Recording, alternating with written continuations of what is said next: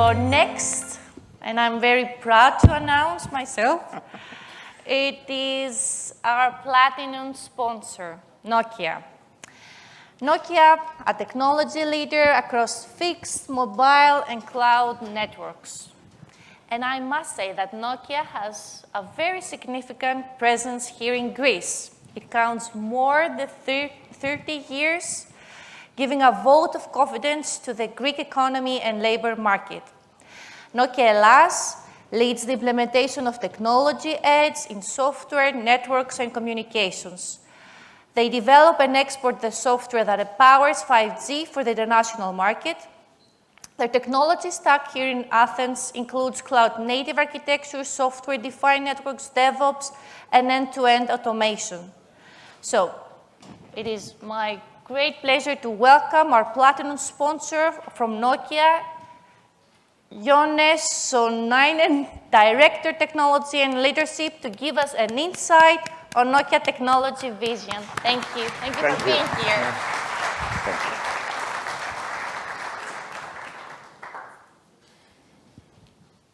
Oh, yes, the clicker. Good morning, everybody. Kalimera.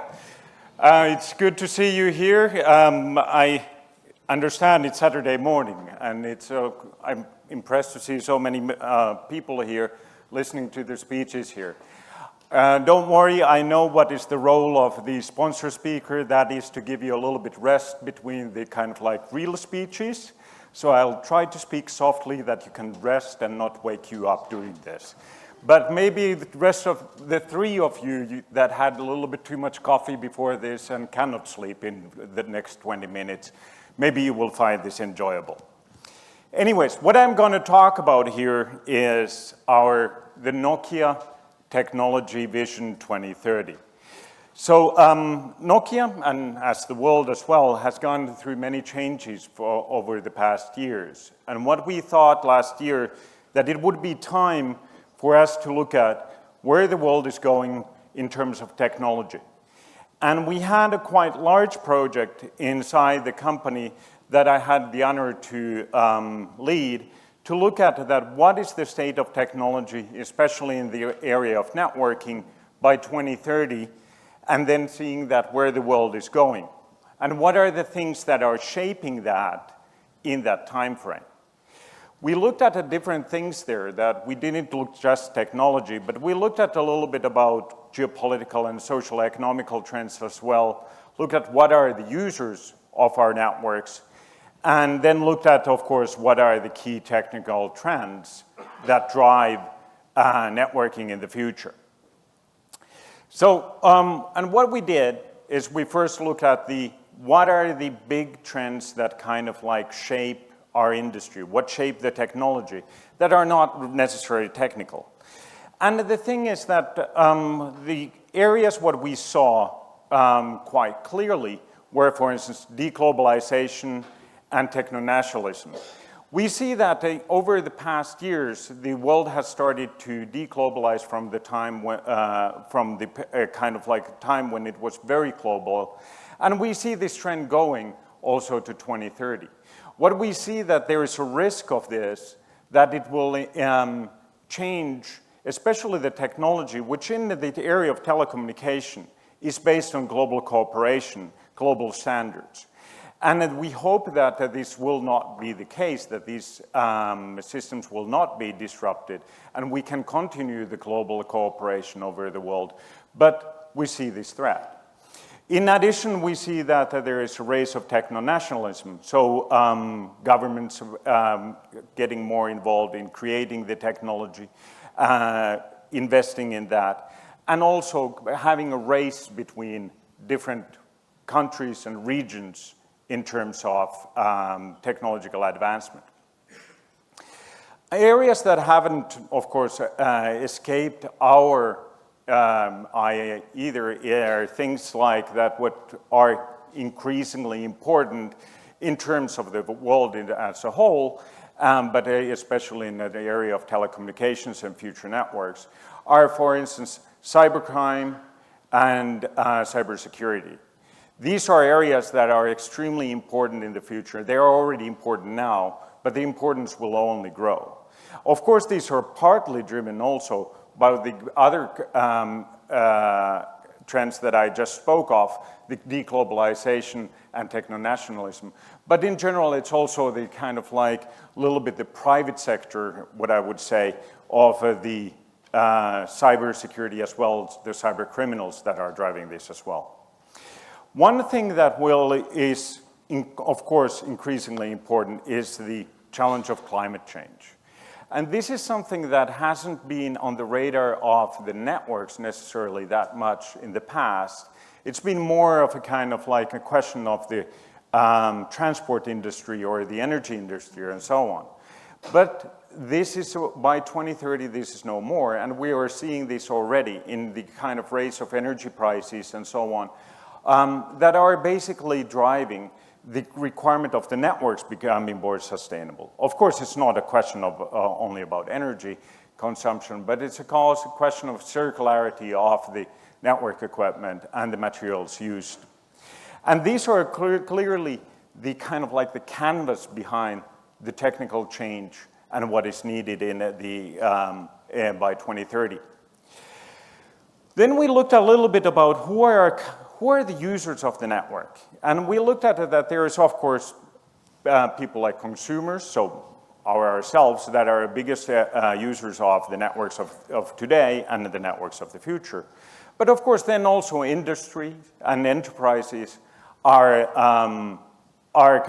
users of the networks already today, but also more strongly also in the future, especially as things like digitalization in the industrial area go forward.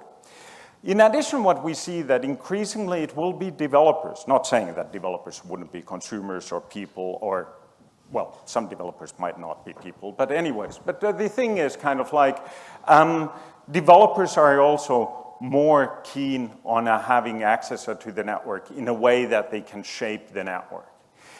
The expectations, what we see of these is that first of all, it's digital first. So it's a kind of like the time of getting your enterprise connection by sending a fax to somebody, which does still happen. That is over. But basically, the approach needs to be digital first. The users expect new device experiences that the network can provide. And they are favoring optimization of the consumable networks. And what does that mean? It means that they won't anymore they won't be anymore accepting that their service needs to adapt to the network, but the network needs to adapt to their service.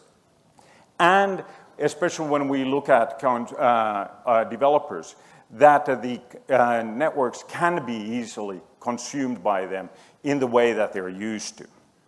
And then, of course, the thing is that without saying the users will expect more data for less price, that is given.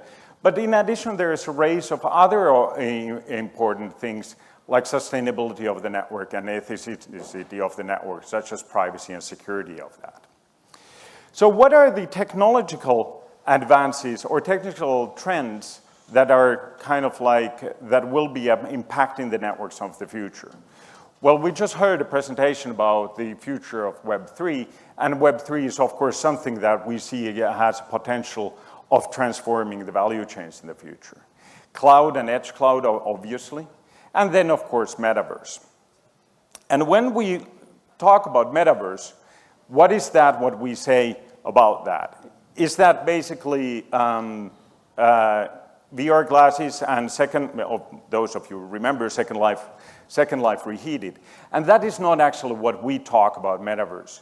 When we talk about metaverse, it's something that we have been actually looking at for a fairly long time in our research in Nokia Bell Labs.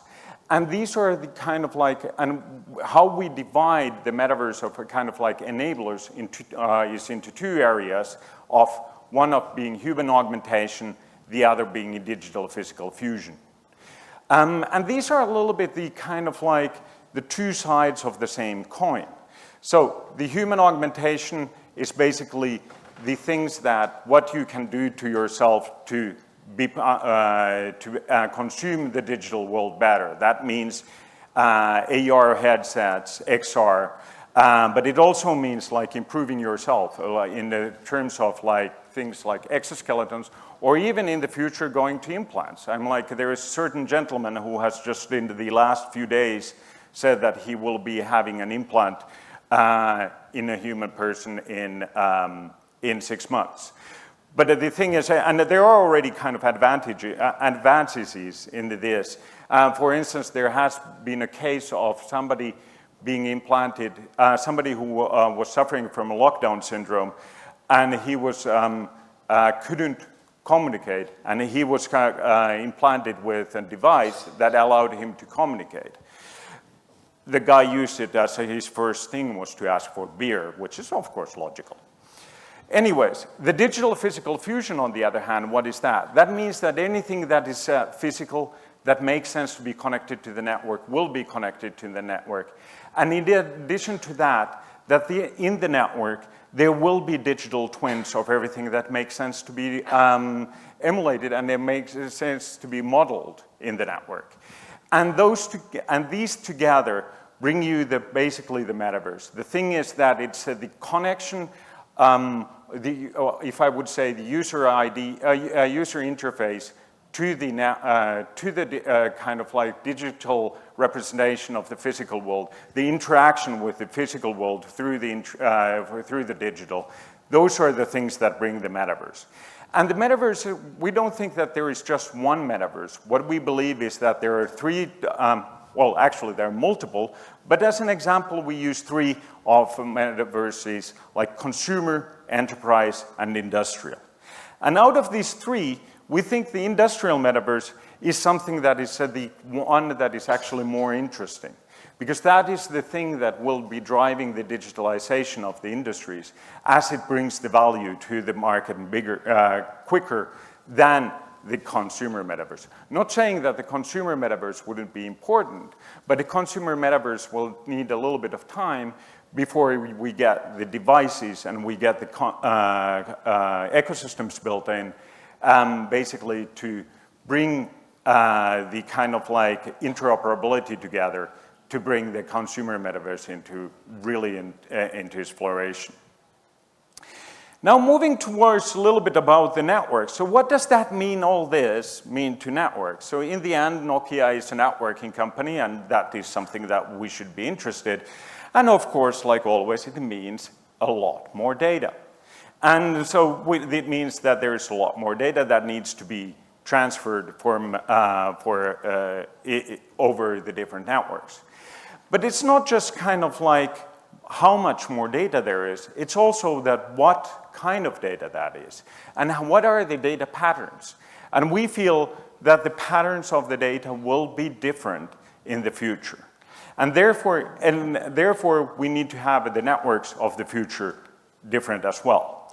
So what does it mean is basically that the networks will need different kind of capabilities that they had before to fulfill the promise of the metaverse. And there are things there that basically are quite clear, like ubiquity and accessibility and performance, that basically that the networks in the future need to be more ubiquitous. They need to be everywhere. The thing is that once you're connected yourself to the network, you won't be having a network gap or a black spot. The thing is basically that it needs to have the performance that you get that done what you want to do. And that performance isn't only passive downloading of data. It's not just watching videos, but all of a sudden you're part of the network. You're kind of like, and everything around is also part of the network. There will be a lot more that will be transferred towards the network as well. So which means that you have to have what we call enhanced symmetrical capacity. Basically it means more uplink traffic. But anyways, it is quite important. That is a quite big change for the networks. Because until now we have basically optimized the networks for the downlink traffic, and now we have to start to do basically something where the uplink traffic is much more important. This doesn't necessarily mean that overall we will be having 50-50 symmetrical networks, but there might be even areas where the uplink traffic will be bigger than the downlink traffic. Other things that are needed is, of course, sustainability and efficiency. It needs to be intent-based and autonomous. These networks cannot be manually anymore maintained and managed. And we, of course, need distributed flexible service instantiation. So when you need to have your compute where you need it rather than where it's being pre-built. You need to have it closer to you to provide you the compute that you need for your AR headset and so on. The thing is, in addition, what it will also need to do is to provide things like that it hasn't done before, which is sensing position and context as well. And it needs to be also, as the industries will be more important, it needs to be have industry-specific optimizations. When we look at this now, is basically that how do we build networks of the future? Well, we need to look at the networks in that way that the wide area networks and the specialized networks for, especially in the industrial space, will be a little bit different. They will be differently optimized and they will have different characteristics in terms of performance. A wide area network, of course, will be more performant in the future than it is today, but especially the new performance is needed in things like industrial applications, where the reliability, latency, and even bandwidth are much more important. Then, like I said, the networks need to be everywhere, so we need to look at even more about network of networks. So looking at using the right technology and the right access technology in the right place. This means the addition of for instance, the satellite component, looking at the non-terrestrial networks as something to enhance and complement the terrestrial networks. We don't believe that the satellite networks will have the capacity or the capability and the performance to replace the terrestrial networks, but there are places where it doesn't make sense, either commercially or otherwise, to build networks, or where it's hard to maintain them, and there the satellite networks are important. What is also important is the enrichment of the networks as in the area of network as a service. This means that the network needs to be more programmable, it needs to be accessible by the developers, and it has to be done in a way where that works in the way that the developers need it, and the developers are used to having it, rather than using specific protocols of the telecommunication area that people like me have basically developed over the past. But it's something that suits for people more like you. And when we look at that, the big change is this, that nobody can do it alone anymore. So you cannot have closed verticals, and it's not necessarily the network operator that can do it alone. It's not the network vendor like us that can do it alone. But we need to have basically a multi-party value ecosystem to make sure that we can build these new services and that we can build the promise of metaverse over the future networks. The thing is that the network is a basis of that, but on top of the network, there needs to be solution development and solution integration as well. This being the OpenConf, we cannot be kind of like just talking about, well, what is the technology there, and talking about the multi-party value ecosystem.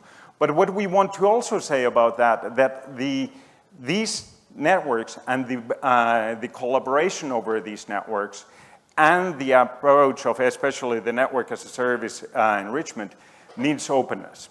And it needs openness in a different way that we have had before.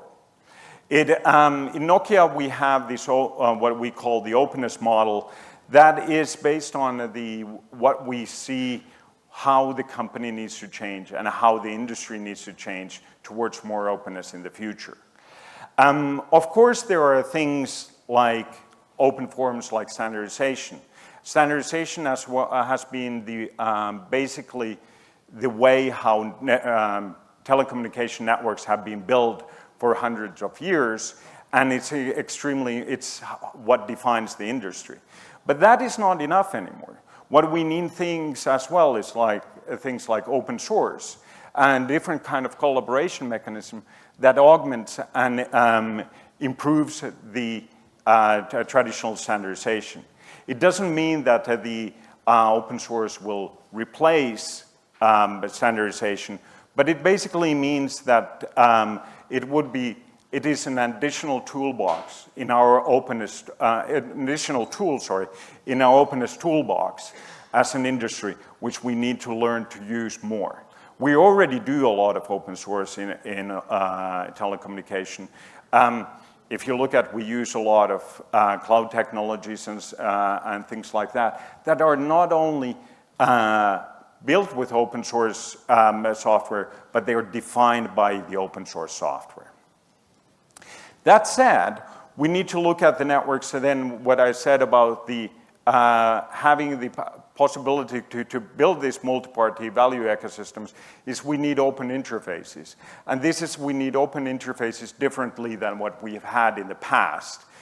We need to look at how to do data exposure better, how we can plug in third parties into our products and into our customers' networks. And how do we enable DevOps on top of that, and on top of them, and how do we basically integrate this to the application development as well.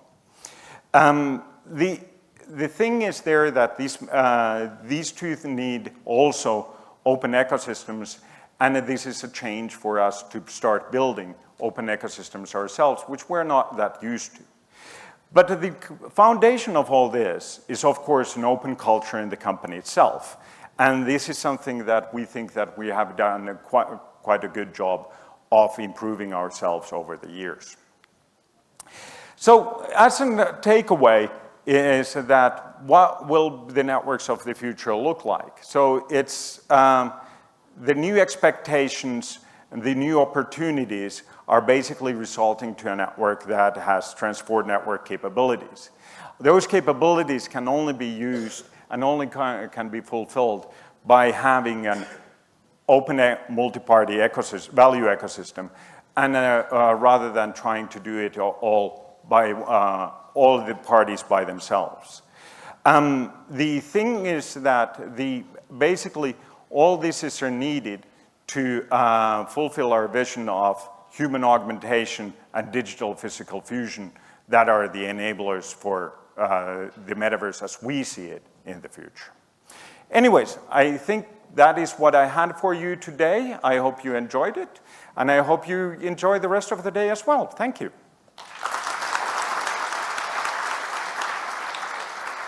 Thank you so much.